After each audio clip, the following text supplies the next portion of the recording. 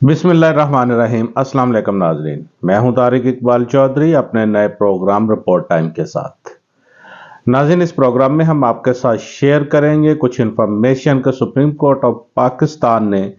जो 6 जजों के ख़त के मामले में सो मोटो नोटिस लिया है, इसकी क्या वजूहात हैं। बुनियादी तौर पर तो आपको बताएं कि जो सुप्रीम कोर्ट ने सो मोटो नोटिस लिया, इससे पहले एक इंक्वायरी कमीशन जो तश्कील पा चुका था, उसके हेड जस्टिस तसद्दुक़ हुसैन जिलानी जो साबिक़ चीफ जस्टिस हैं, उन्होंने उस कमीशन की सरबराही से माजरत की। सुप्रीम कोर्ट को सो मोटो नोटिस क्यों लेना पड़ा, जबकि एक कमीशन बन चुका था और कमीशन भी इस तरह से बना था कि गवर्नमेंट ने खुद नहीं बनाया था। यह कमीशन चीफ जस्टिस काजी फाइज ईसा और प्राइम मिनिस्टर शहबाज शरीफ, इन दोनों की मुलाकात के बाद तश्कील दिया गया था। नाज़रीन, आपको बताते चलें कि जब यह कमीशन तश्कील पाया तो उस वक़्त कंसेंसस था जुडिशरी और हुकूमत के दरमियान। जिस तरह से प्राइम मिनिस्टर की चीफ जस्टिस के साथ मुलाकात हुई, उस मुलाकात में जो लॉ मिनिस्टर आज़म नज़ीर तारड़ वो भी शामिल थे। और इससे पहले वो आज़म नज़ीर तारड़ और अटॉर्नी जनरल जो थे वो चीफ जस्टिस ऑफ पाकिस्तान से मिल चुके थे, जिसमें प्राइम मिनिस्टर की जो मुलाकात थी वो होना तय पाई थी। इस मुलाकात में ये तय पाया कि इंक्वायरी कमीशन तश्कील दिया जाएगा जो कि इस सारे मामले में वो अपने इंक्वायरी करेगा।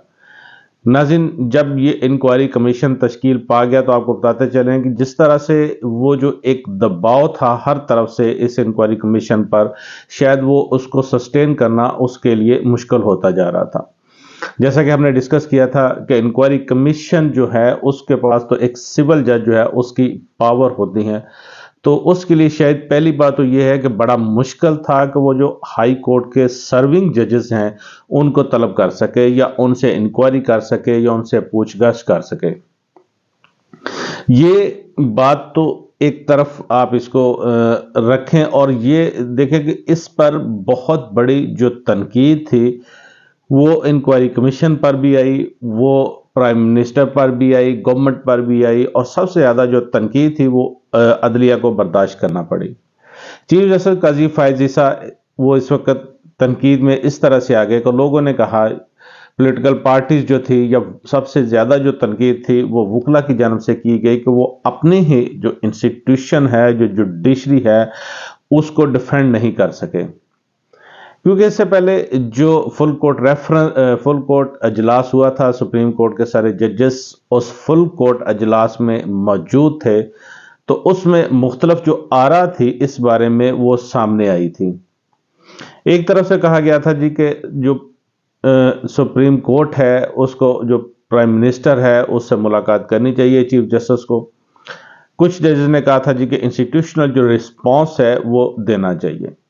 बहरहाल ये इंक्वायरी कमीशन तश्कील पाया। इंक्वायरी कमीशन जब तश्कील पाया तो उसके बाद वकला की बहुत बड़ी रिटेलिएशन जो थी वो आ गई, और ऐसे लग रहा था कि जैसे ये 2007 में जैसे साबिक़ चीफ जस्टिस इफ्तिखार मोहम्मद चौधरी के दौर में वो वकला खड़े हुए थे, वकला ने अपना वो रिटेलिएशन दी थी, तो कोई इस तरह से कोई ऐसे तहरीक ना शुरू हो जाए। क्योंकि उस वक़्त सिर्फ एक जज के बारे में ये तसर जा रहा था, एक जज का मामला था जिसको परवेज मुशर्रफ ने उन्होंने उस वक्त उनको डिपोज किया था, माजूल किया था। लेकिन इस वक्त जो है ये 6 जजेस का लेटर है, सर्विंग जजेस का लेटर है जो जुडिशरी के पास मौजूद है, सुप्रीम कोर्ट में पहुंच चुका है। सुप्रीम जुडिशल काउंसिल को उन्होंने जो खत लिखा है, तो नाज़रीन ये वो प्रेशर था जिस वजह से साबिक़ चीफ जस्टिस तसद्दुक़ हुसैन जिलानी, जिनको उन इंक्वायरी कमीशन का हेड बनाया गया था, आपको बताते चले ज़राए का कहना है कि उन्होंने ये आगाह किया, उन्होंने गवर्नमेंट को आगाह किया, प्राइम मिनिस्टर को उन्होंने कल आगाह कर दिया जी कि वो इस जो कमीशन है इसकी वो सरबराही नहीं कर सकते। इसके लिए उन्होंने पहले माजरत की। आपको जो खबर दे वो ये थी कि ये जो सो मोटो नोटिस हुआ है सुप्रीम कोर्ट ऑफ पाकिस्तान में, ये सो मोटो नोटिस होने से पहले तसद्दुक़ हुसैन जिलानी जो थे वो कमीशन की सरबराही से माजरत कर चुके थे। वो तकरीबन सो मोटो नोटिस होने से पहले तकरीबन को 2 घंटे آپ کو کہہ لیں کہ وہ اپنا آگاہ کر چکے تھے کہ وہ اس کمیشن کی سربراہی نہیں کر سکتے، اس کو سپریم کورٹ میں انسٹیٹیوشن کی سطح پر دیکھنا چاہیے۔ ناظرین، اس بارے میں پرائم منسٹر کو بھی آگاہ کیا جا چکا تھا کہ وہ سربراہی نہیں کر سکتے۔ اس کے بعد سپریم کورٹ آف پاکستان کی جانب سے شاید کوئی اور ان کے پاس آپشن نہیں تھا، یہ سو موٹو نوٹس لینا ضروری تھا، کیونکہ کمیشن جو تھا وہ خود وہ انکار کر چکا تھا۔ اس وقت گورنمنٹ، عدلیہ، ظاہری بات ہے آن بورڈ ایک دوسرے کے ساتھ انہوں نے ضرور یہ میسج جو ہے یہ پاس کیا، یا میسج پاس کیا ہوگا، چیف جسٹس تک بھی پہنچا ہوگا۔ سپریم کورٹ آف پاکستان کی جانب سے سو موٹو نوٹس لے لیا گیا، اور انکوائری کمیشن جو شاید سسٹین نہیں رہ سکتا تھا، اس نے یہ کام نہیں کیا، انہوں نے معذرت کر لی۔ ظاہری بات ہے گورنمنٹ نے اس موقع پر اگر کسی اور جج سے بھی رابطہ کیا ہوتا تو شاید کسی اور کے لیے بھی ممکن نہیں تھا کہ وہ انکوائری کمیشن کی سربراہی کرتے یا اس کو آگے لے کر چلتے، کیونکہ پریشر جو تھا اس کی جو صورتحال تھی۔ ناظرین، آپ کو بتاتے چلیں کہ اس وقت جو اسلام آباد ہائی کورٹ کے 6 ججز ہیں جنہوں نے یہ خط لکھا ہے، ذرائع کا کہنا ہے کہ انہوں نے یہ ڈیسائیڈ کیا ہے، ان کے درمیان مشاورت جاری ہے کہ وہ سپریم کورٹ آف پاکستان میں پیش ہوں گے، بھرپور طریقے سے وہ پیش ہوں گے، اپنا موقف پیش کریں گے، عدالت کو آگاہ کریں گے کہ ان کے ساتھ کیا مسائل ہیں، ان کو کس طرح سے دباؤ کا سامنا ہے، کس طرح سے جو جوڈیشل ورک ہے اس میں انٹرفیرنس کی جا رہی ہے۔ عدلیہ کو اس ساری چیز کو اور ان ججز کو پروٹیکٹ کرنا چاہیے۔ اس کے ساتھ وہ جو پیش ہوں گے جو ججز، وہ اس میں کہا جا رہا ہے جی کہ وہ ایک وکلا کی جو ٹیم ہے وہ تشکیل دی جا رہی ہے، مختلف جو وکلا ہیں ان سے رابطے بھی کیے جا رہے ہیں۔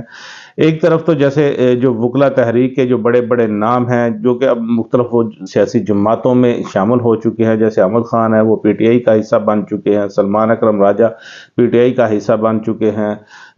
جیسے وہ مخدوم ملک خان ہیں وہ کسی جماعت کے ساتھ نہیں ہے، لیکن اکثر جو ہے وہ مسلم لیگ نون کے جو کیسز ہیں یا گورنمنٹ کے جو کیسز ہیں وہ کرتے ہوئے نظر آ رہے ہیں۔ تو اس طرح سے ان کے درمیان جو مشاورت جاری ہے کہ مخدوم ملک خان یا ان جیسے کسی وکلا کو، وکیل کو لیا جائے اور مختلف جو وکلا ہے ان سے رابطہ کیا جائے، ان کو سپریم کورٹ میں پیش ہونے کے لیے وہ کہا جائے